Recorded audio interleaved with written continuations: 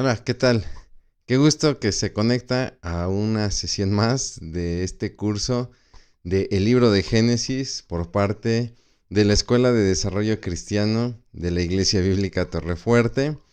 Estamos prácticamente en lo que sería ya la tercera sesión de este curso, para lo cual, bueno, pues primero que nada vamos a hacer una oración, vamos a poner este tiempo en manos de Dios, dando gracias por todos estos recursos, obviamente por la palabra de Dios, y también dando gracias por su corazón, por esta disposición en su corazón de tomar este curso, ¿no? Damos gracias a Dios porque se anima a tomar este curso, esperando que sea de mucha bendición. Así que vamos a dar gracias a Dios por todo esto. Bendito Padre Dios, te damos muchas gracias porque eres bueno. Gracias, mi Señor, por tu palabra, porque a través de ella te podemos conocer. Padre, te pedimos que seas tú llevándonos de tu mano, guiándonos, orientándonos hacia todo aquello que necesitamos en nuestro corazón a través de este estudio, Padre. Que más allá de saber y conocer, podamos cambiar, ser transformados y glorificar tu nombre en Cristo Jesús. Amén. Muy bien, pues le decía yo, estamos prácticamente ya en lo que sería la tercera sesión de este eh, estudio, ¿no?, de este curso que es el libro de Génesis, en el cual nos estamos basando precisamente en este libro que tengo aquí, lo tengo aquí en mis manos, usted lo puede ver, que es precisamente Así comenzó todo. Es un pequeño estudio bíblico, un pequeño comentario acerca del libro de Génesis.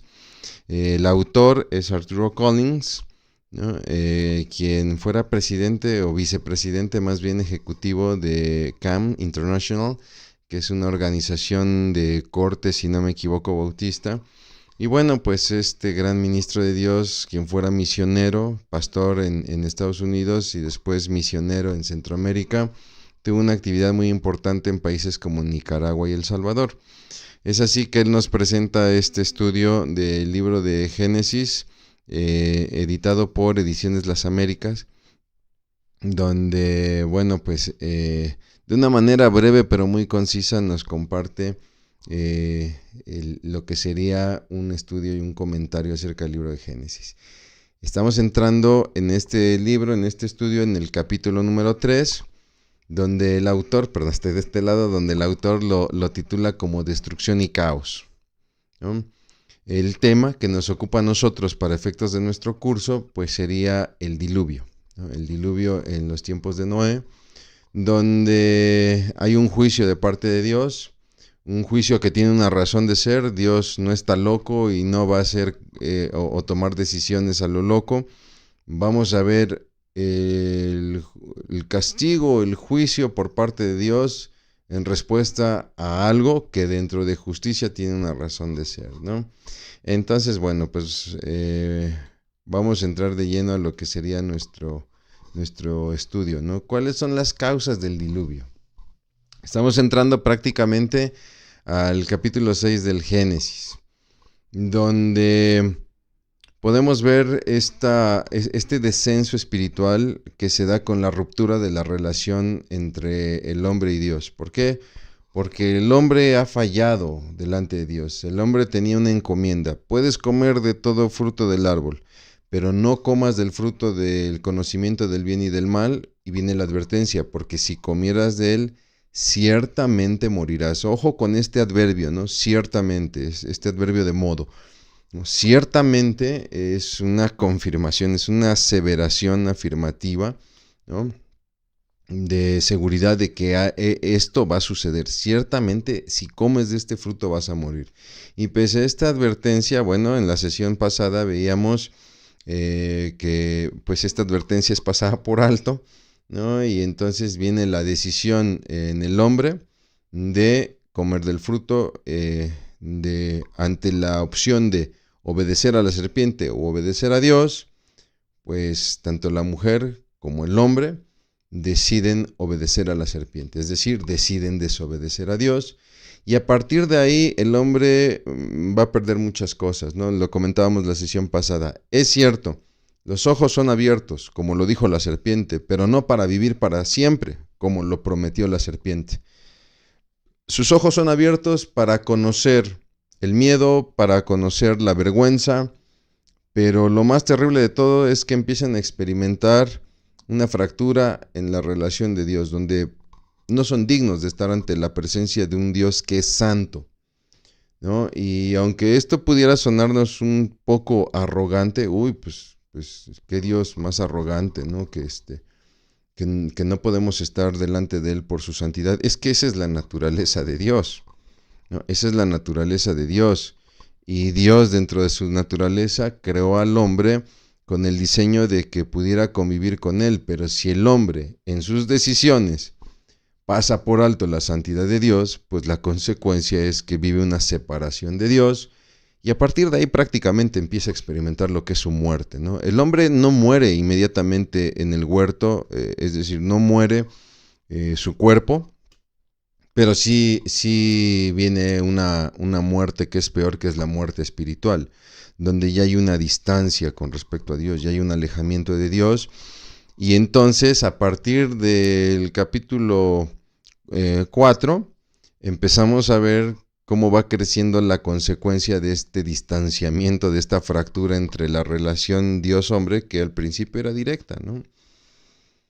Se da la situación entre los hijos de Adán, Caín y Abel, donde vemos la maldad del hombre en una de sus máximas expresiones, como puede ser el asesinato de mi propio hermano simplemente por la envidia. Y pese a que Dios había hecho la advertencia también a Caín, mira, ten cuidado con el pecado porque siempre está latente, siempre está allá a la puerta de tu corazón, ¿no?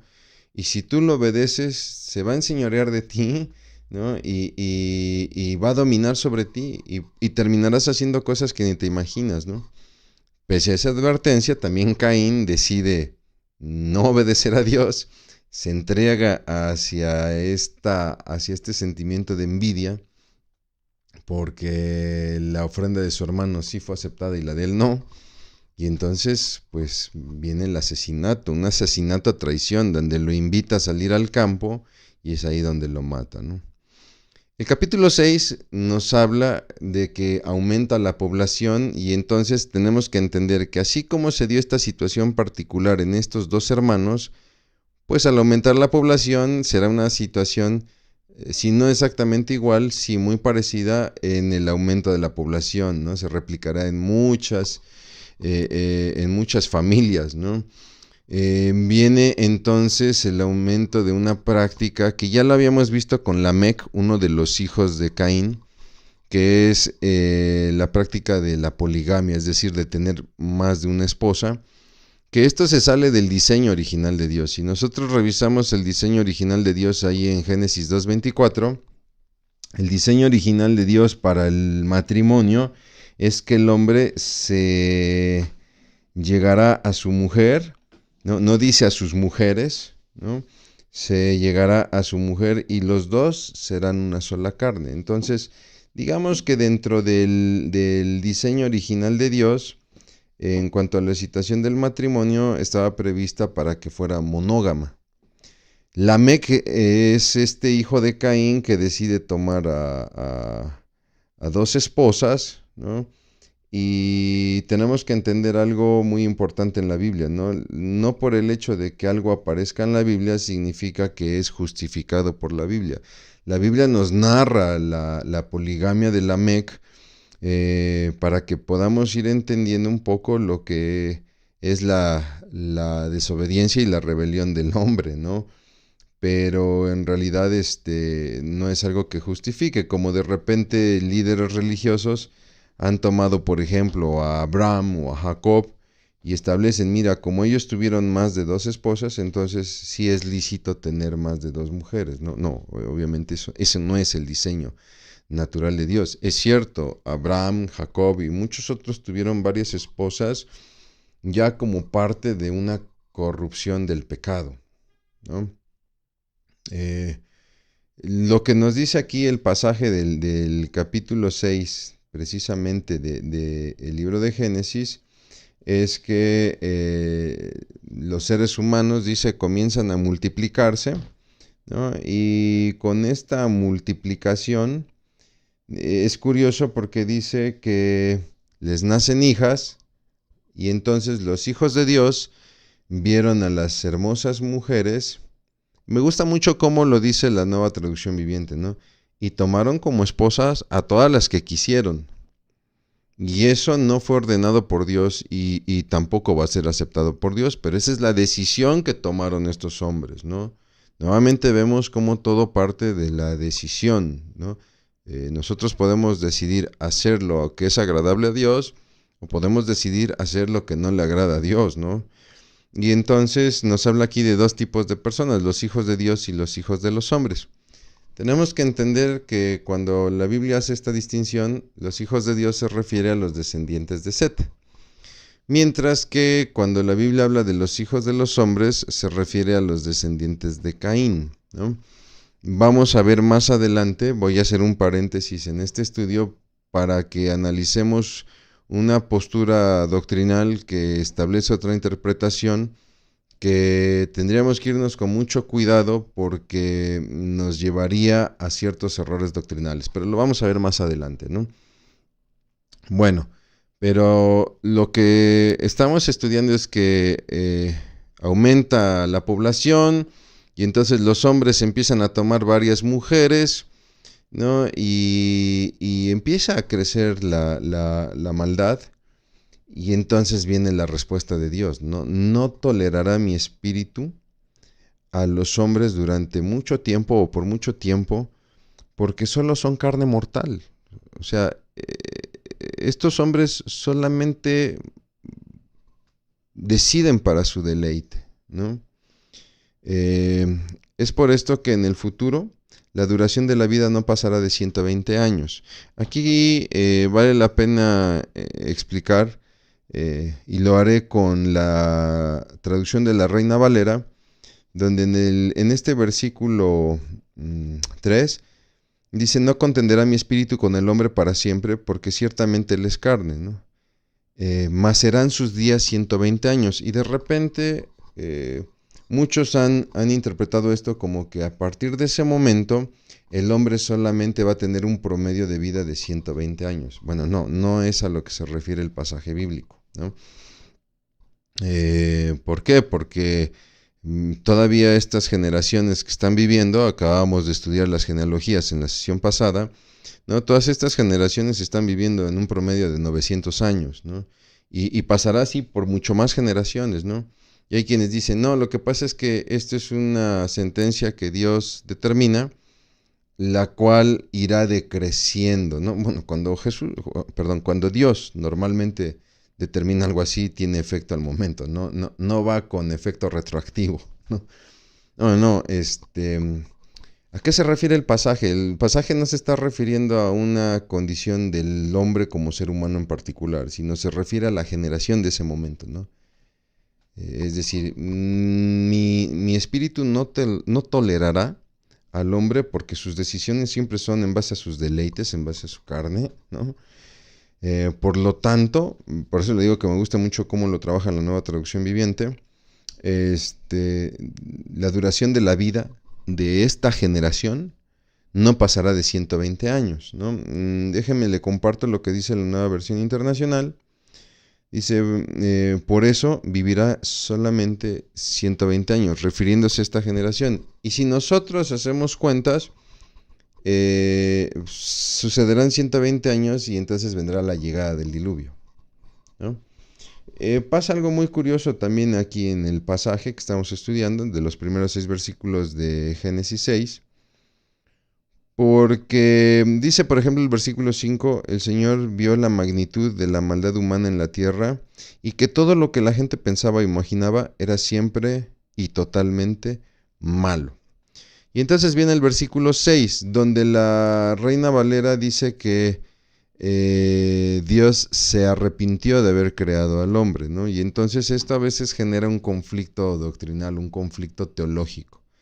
A ver, si Dios es perfecto y todo lo hizo perfecto, entonces ¿por qué ahora me dices que Dios se arrepiente? Si Dios se arrepiente es que algo hizo mal, entonces Dios no es perfecto, ¿no? Y suena lógico.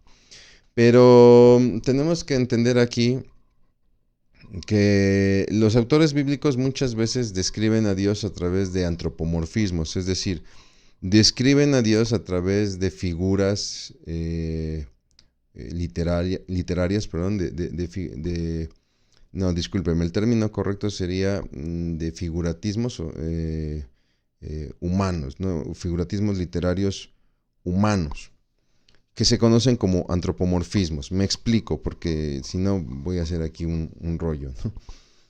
La Biblia dice que Dios es espíritu, ¿no? Entonces, Dios en realidad no tiene un cuerpo como el tuyo o el mío, ¿no? Quien lo hizo así fue Cristo. Dice Filipenses que siendo en forma de Dios, no tuvo por usurpación ser igual a Dios, sino que tomó forma de hombre, ¿no? Y entonces Jesús es este Dios que se encarna en el cuerpo de un hombre. Por eso es que Jesús es perfecto Dios y es perfecto hombre. Pero en el caso de Dios el Padre, la Biblia dice que Dios es espíritu, ¿no? Pero muchas veces los autores expresarán cosas acerca de Dios a través de figuras literarias como el antropomorfismo para describir situaciones de Dios como si fuera un humano, ¿no? Y entonces encontramos en varios pasajes donde de repente se habla de la mano de Dios, donde se habla de los ojos de Dios, los ojos de Jehová, ¿no? De la niña de sus ojos, por ejemplo, ¿no? Y no solamente de estos antropomorfismos, es decir, de estas formas de hombre antropológicas, ¿no? Sino también inclusive de formas de animal, como por ejemplo lo que serían las alas, ¿no? La sombra de sus alas, ¿no? O inclusive, por ejemplo, con Jesús cuando se refiere a él como el león de la tribu de Judá, ¿no? El cordero y el león, por ejemplo, ¿no? No quiere decir que Jesús es un cordero o es un león literal, ¿no? No quiere decir que Dios literalmente tiene una mano que yo puedo estrechar o que literalmente Él tiene alas, ¿no? Son figuras o imágenes figurativas en la literatura por las cuales los autores tratan de representar a Dios. Entonces, cuando el autor de Génesis establece que Dios se arrepintió, no es porque Dios haya hecho algo malo y ahora tendrá que caminar en la dirección contraria, como normalmente entendemos el arrepentimiento, ¿no? No. Me gusta mucho la Nueva Traducción Viviente, ¿no? Porque dice, entonces el Señor lamentó haber creado al ser humano, ¿no? Es decir, le pesó. No en una situación de que lo haya hecho mal, le pesó que el ser humano tenga, si leemos el contexto del versículo anterior, le pesó que el ser humano, pues siempre de continuo sus decisiones son hacia lo malo, ¿no? Es así que me gusta mucho cómo lo establece la segunda parte del versículo, porque dice, y le dolió en el corazón. Piense usted como padre. Creo que esto nos puede ayudar a entender un poquito mejor el pasaje, ¿no? De repente, como padres, tenemos a nuestros hijos y de repente nuestros hijos pueden hacer cosas malas que nosotros ni siquiera nos hubiésemos imaginado, ¿no? Entonces, piense, si usted es padre, piense en algo que ha hecho su hijo muy malo, algo muy malo, ¿no? En realidad eso causa pesar en nosotros como padres. Sin embargo, no significa que nos arrepintamos de haber tenido a nuestro hijo, ¿no? Nos pesa el que nuestros hijos hagan cosas malas, ¿no? Nos lamentamos porque nuestros hijos hagan cosas malas, ¿no? Pero no nos lamentamos el haberlos tenido, ¿no? Hay personas que de repente sí lo expresan, ¿no? Lamento haberte dado a luz o lamento haberte tenido, pero obviamente pues es un comentario muy fuera de lugar y muy hiriente para con un hijo, ¿no? No, hijo, lo que hiciste no está bien, ¿no? Y no me arrepiento de que seas mi hijo y de haberte tenido, te esperamos con mucho gusto y cuando llegaste fue de mucho gozo, pero nos duele esta situación que has hecho o que estás haciendo, ¿no? Eso es muy diferente. Entonces, Lo que tenemos que entender es que a Dios se le partió el corazón al ver que la humanidad que Él ha creado simplemente decide constantemente hacia lo opuesto para lo cual Dios le había creado. Entonces, eso es muy importante porque de repente vienen estos ataques o estas acusaciones de parte de movimientos ateos que dicen, ¿cómo es posible que me hables de un Dios de amor si en la Biblia yo lo único que veo es un Dios que está mandando castigos, como el diluvio, por ejemplo, ¿no? Bueno, no, es que a Dios no se deleita en la destrucción del hombre, el cual Él ha creado, ¿no? Pero no perdamos de vista que Dios es justo y Él tiene que caminar de acuerdo a dos de sus naturalezas, ¿no? Su santidad y su justicia. Y es por su santidad que Él tiene que arrojar al hombre del huerto y de su presencia, porque le repito, no puede convivir lo sucio con lo santo, con lo limpio, ¿no? Y ya dijimos que no es una situación de arrogancia, ¿no? Y de la misma manera Dios es justo y Dios no puede tolerar la injusticia y entonces ante la rebelión del hombre Dios tendrá que ejercer justicia. Le repito, nosotros como padres, si en verdad amamos a nuestros hijos, pues si ellos han hecho algo verdaderamente malo, pues con todo el dolor de nuestro corazón tendremos que impartir disciplina, ¿no? El típico caso del muchacho que es preso del vicio de las drogas y no solamente tiene el problema de la adicción a una droga, sino que entonces empieza a robar, empieza a asaltar, empieza a ver las maneras de conseguir dinero para seguirse abasteciendo de droga, ¿no? O para pagar deudas contraídas por el consumo de drogas, ¿no? Y muchas veces cuando los padres se enteran de esto, muchos de los padres en un anhelo de querer proteger a los hijos, muchas veces pues los sobreprotegen, ¿no? En México decimos los alcahuetean, ¿no?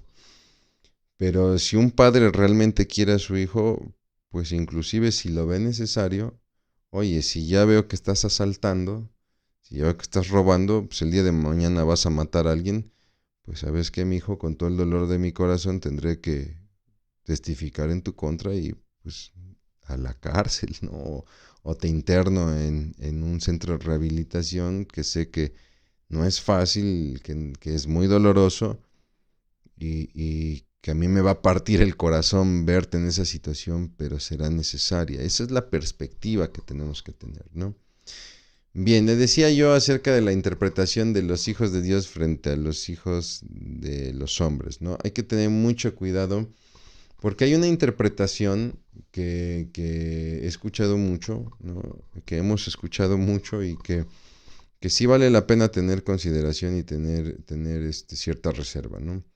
Esta interpretación dice que los hijos de Dios se refieren a ángeles caídos, ¿no? Que cayeron a la tierra y entonces estos ángeles empezaron a tener relaciones sexuales con las mujeres humanas, ¿no? Y entonces esto se vuelve un gran pecado, por lo cual son castigados en el infierno, ¿no?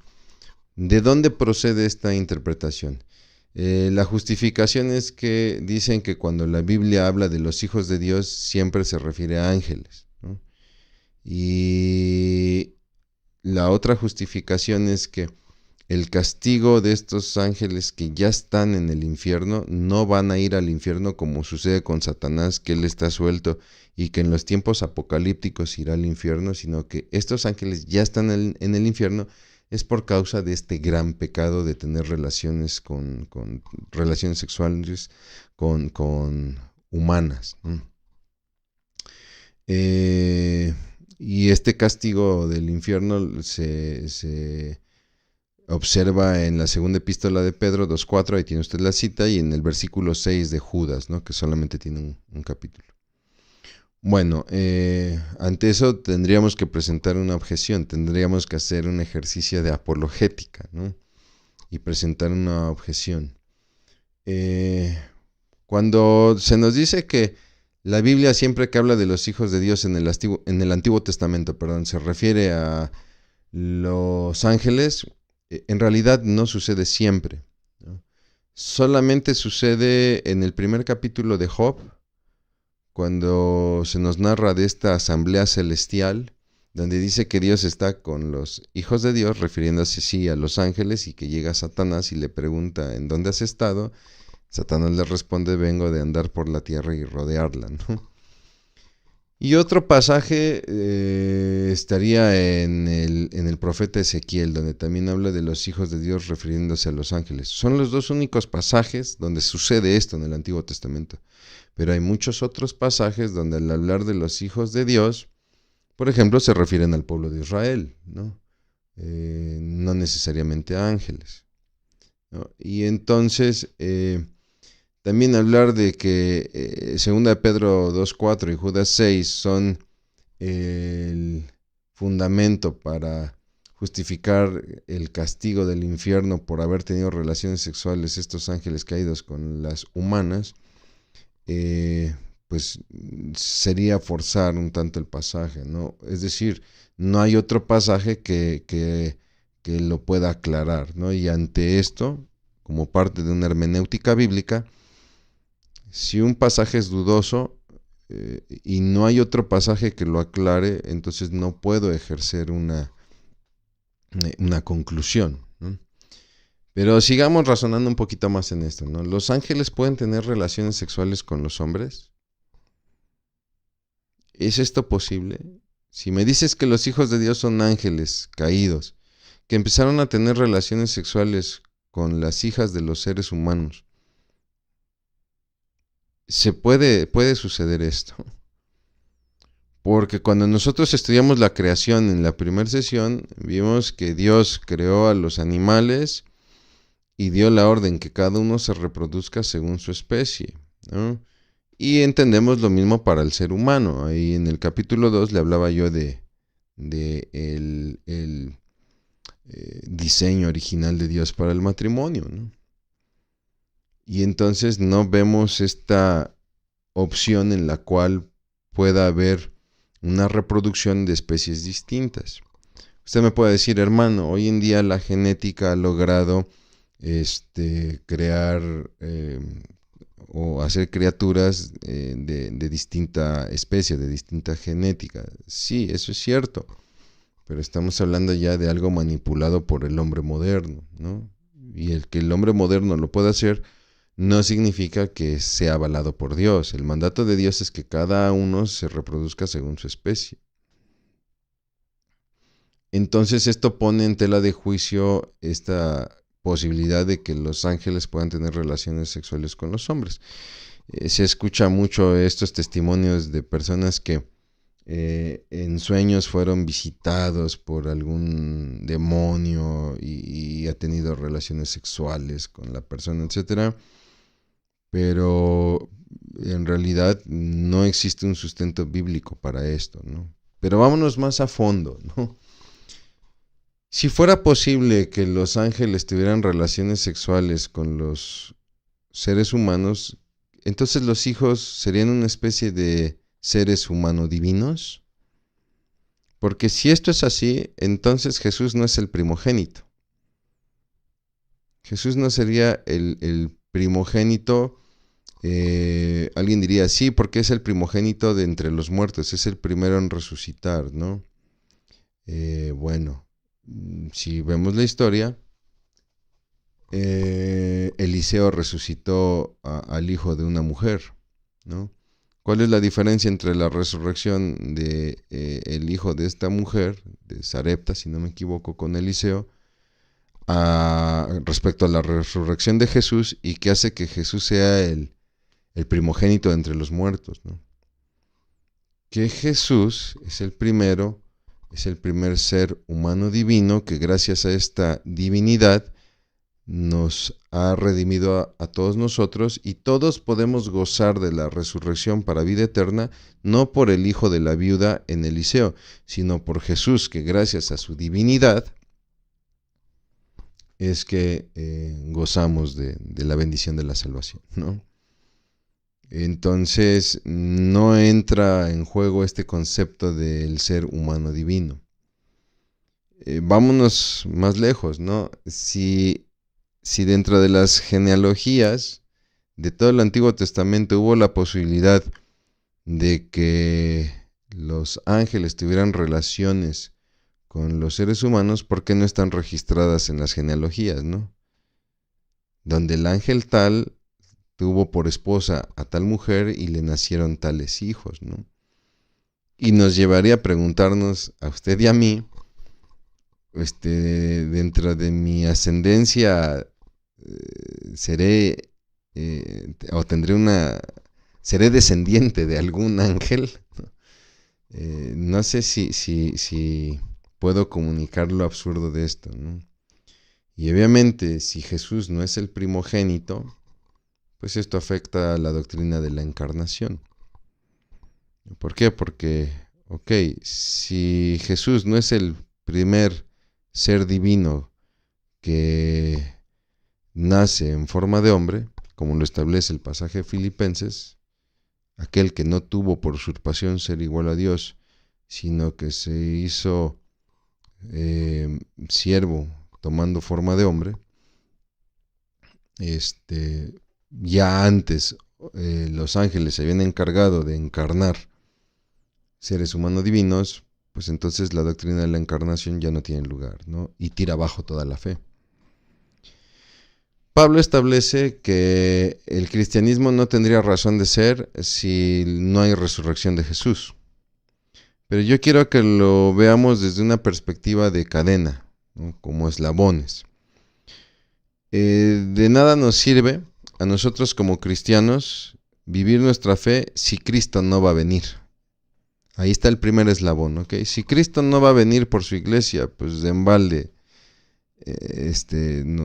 somos iglesia, no hay razón de ser para perseguir nuestra fe, ¿no? Cristo no va a venir. Entonces, ahí tenemos un eslabón, la venida de Cristo, pero la venida de Cristo no pudo haber sido dada si Cristo no hubiese ascendido, ¿no? Y empezamos a tejer los eslabones de la cadena. Cristo no pudo haber ascendido si primero no hubiese resucitado. Y Cristo no pudo haber resucitado si primero no hubiera sido crucificado. Y Cristo no hubiera sido crucificado si primero no hubiera desarrollado todo su ministerio en el cual fuera rechazado por los sacerdotes, por los judíos y lo llevaran a la cruz. Y este ministerio de Jesús no hubiera sido posible si Él no se hubiera encarnado en un hombre.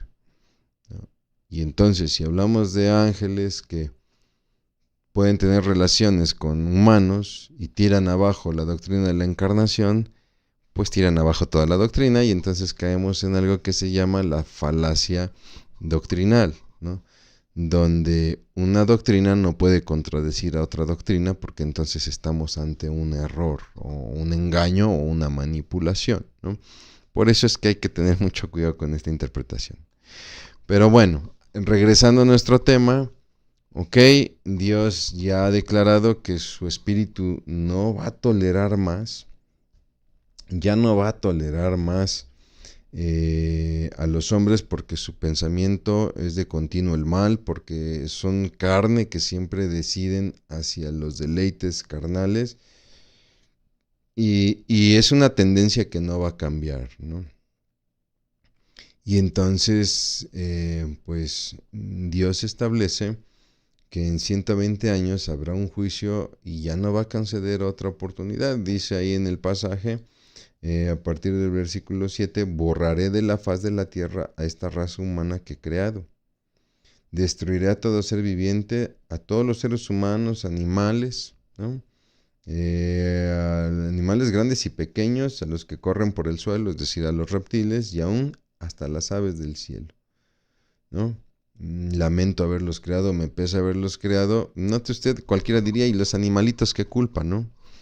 Bueno, eso es un reflejo de la mayordomía donde el pecado de uno afecta incluso a aquellos inocentes, ¿no? De ahí que es muy importante, le decía yo en las sesiones pasadas, pensamos que nuestro pecado no afecta a otros, pero no tenemos idea de hasta dónde puede afectar una mala decisión, ¿no? Sin embargo, nos dice también, nos habla el pasaje de la historia de Noé, donde lo describe como un hombre justo, una persona intachable que caminó en comunión con Dios. Y es así entonces que viene la salvación para un justo. ¿Por qué? Porque no es diferente a todos los hombres, ¿no? Es una persona que a mí me gusta mucho en lo personal estudiarlo, porque es una persona que no le importa el qué dirán, o al menos es una situación que no le afecta, ¿no? Y entonces, como establece Hebreos 11:7, me voy a permitir para todos ustedes leerlo. Hebreos 11:7 nos describe precisamente la salvación de Noé, que es a causa de su fe.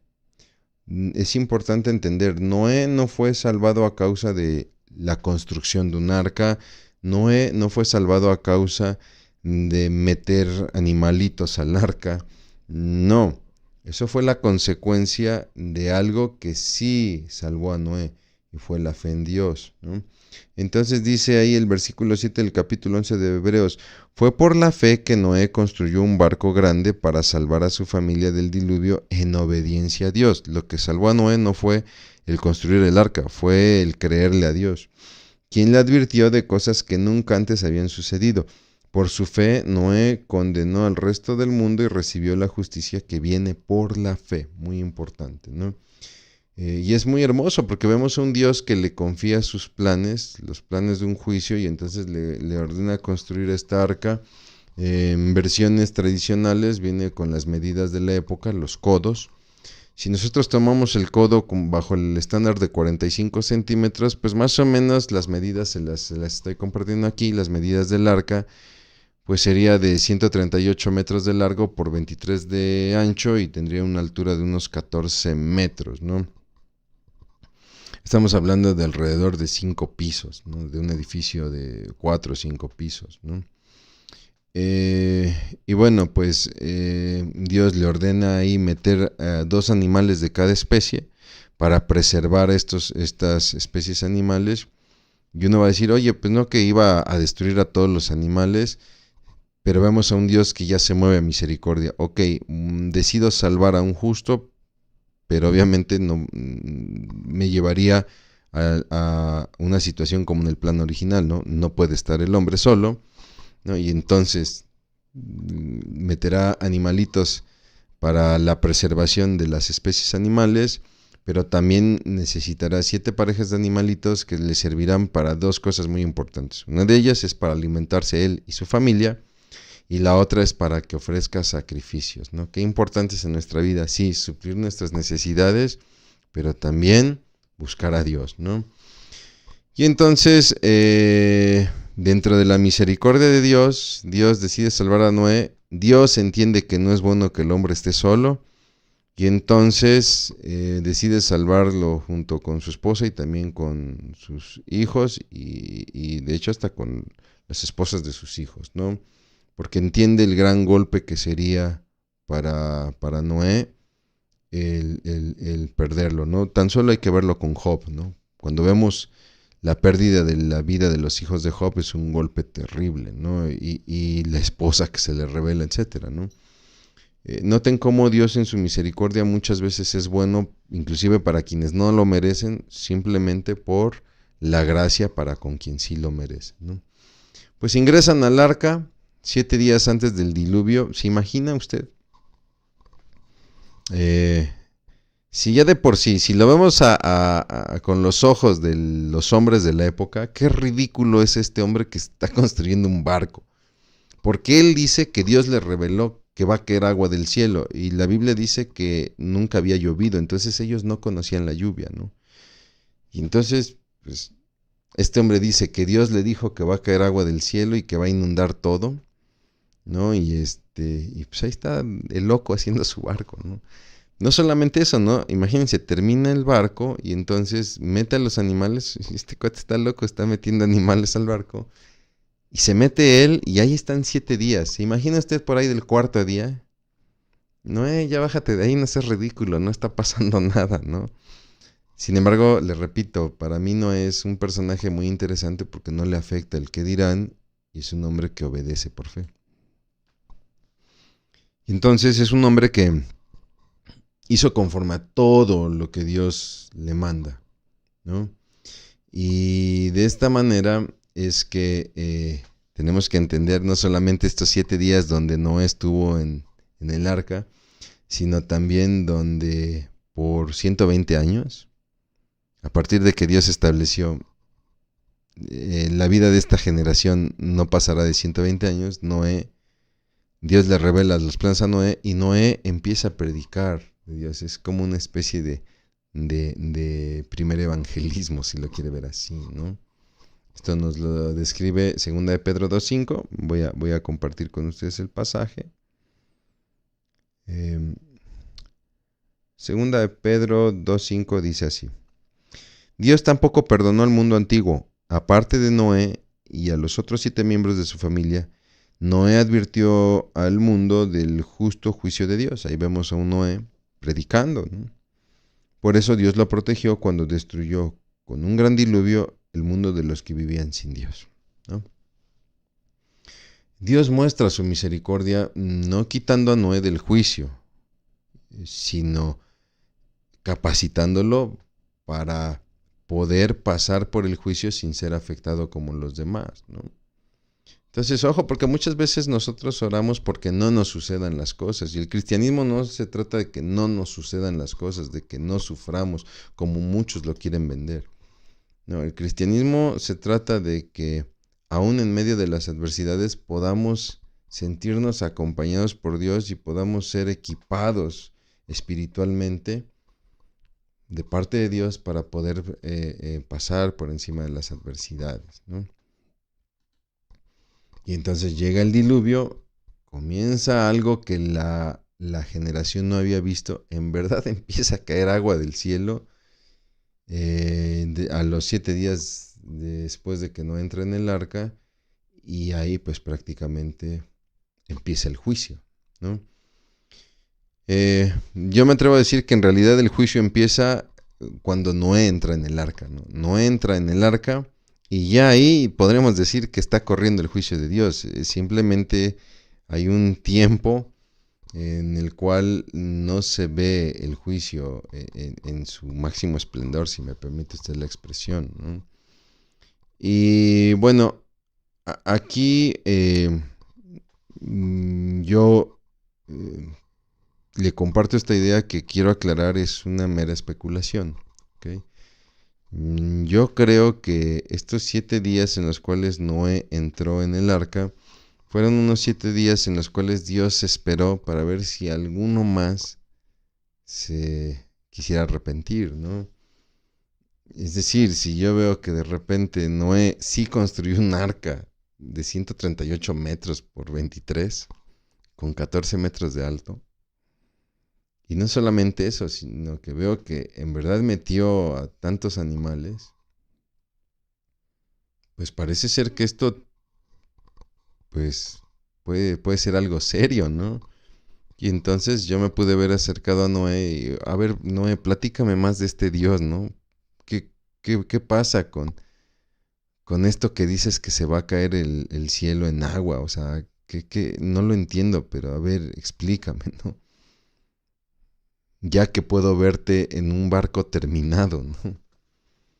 Sin embargo, pues no hay algún tipo de arrepentimiento y entonces empieza el juicio ya visible con el agua, ¿no? Les repito, es una especulación mía, la Biblia no lo dice. Lo que sí dice es que se rompen las fuentes del abismo, es decir, del mar empieza a brotar violentamente agua, y dice que se abren las compuertas del cielo, es decir, empiezan a caer ya las lluvias torrenciales, ¿no?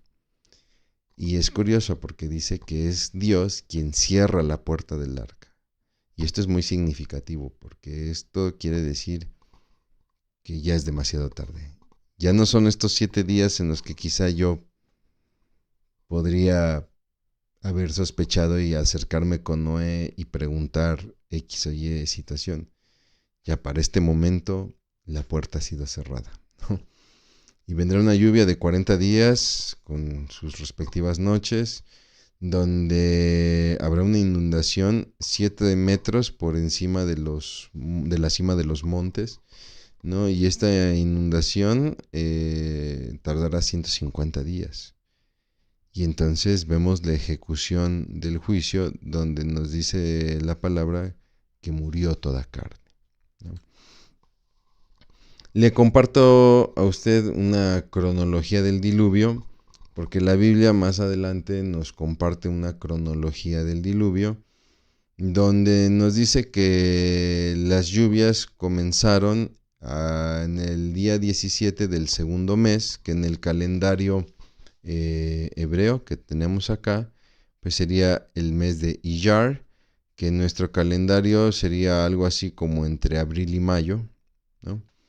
En el 17 del mes Iyar comienzan las lluvias. Nos dice que 7 días antes, es decir, en el día 10 del mismo mes de Iyar, Noé entró al arca, ¿no? 7 días después, el 17, comienzan las lluvias. Y estas se van a detener 40 días después, es decir, el 7 del mes Sivan. Después nos narra la Biblia que las aguas empiezan a decrecer y entonces el arca ya reposa sobre el monte Ararat. Esto será el 17 de Tisri, del séptimo mes. Dice que aparece en la cima de los montes el primer día del 10º mes, que es Tebet, ¿no? Y entonces al 11 de Shevat, Moisés envía primero un cuervo y 40 días después una paloma, y dice que ambos regresan, ¿no? Entonces el 18 del mismo Shevat envía una paloma que ya retorna con una hoja de olivo, lo que quiere decir que ya hay plantas que están floreciendo o reverdeciendo, pero donde el animalito volvió es que no encontró dónde posarse y entonces no hay un sitio seguro para descender del arca, ¿no? Hasta que el 25 del mismo Shevat, del 11º mes, envía una paloma que ya no regresa. Aún así, Noé se espera hasta el 1 de Nisan, el primer día del primer mes.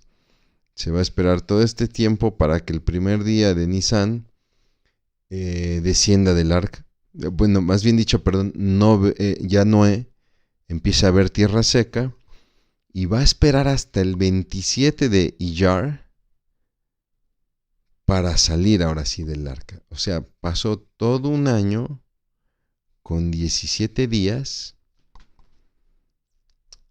para que Noé dejara el arca. Él entró un 17 de Iyar, saldrá un 27 de Iyar, un año 17 días después. Y obviamente pues todo esto nos tiene que llevar a reflexionar, ¿no? ¿Qué actos en mi vida podrían llevarme a un menosprecio por la persona de Dios, ¿no? Así como vemos que de repente hablamos de una generación cuyo pensamiento es de continuo el mal y que todo el tiempo está pensando, decidiendo para sí misma. Híjole, ¿qué podría yo estar haciendo en mi vida o en algún área de mi vida que sin darme cuenta o quizá conscientemente sí menosprecio a Dios? Donde le digo a Dios, mira, en cuanto a mi vida familiar y laboral, échame la mano, pero en el entretenimiento te quedas afuera de la casa, ¿no? Afuera de mi corazón. ¿Qué es necesario en mi vida para caminar en una mayor comunión con Dios? Llama la atención que Noé es descrito como un varón justo, el cual caminó en comunión con Dios. ¿Qué necesito yo para caminar si es que no lo hago? Y si lo hago, para fortalecer este caminar con Dios, ¿no? Porque a muchos les afectan tanto el qué dirán, sobre todo cuando somos hijos de Dios, ¿no? Esto pasa mucho con los jóvenes. A los jóvenes les pega mucho el qué dirán de ellos, sobre todo si son cristianos, ¿no? ¿A usted le afecta? ¿Cómo lo maneja? ¿Entiende usted el propósito de Dios al llevar a cabo sus juicios? ¿O sigue usted pensando que Dios es injusto y caprichoso? son preguntas que tenemos que llevarnos en nuestro corazón y que obviamente tienen que ser reflexionadas bajo la oración. Pues mi hermano, mi hermana, le agradezco mucho, mucho el favor de su atención, agradezco mucho el que se haya conectado con nosotros para esta tercera sesión del libro de Génesis.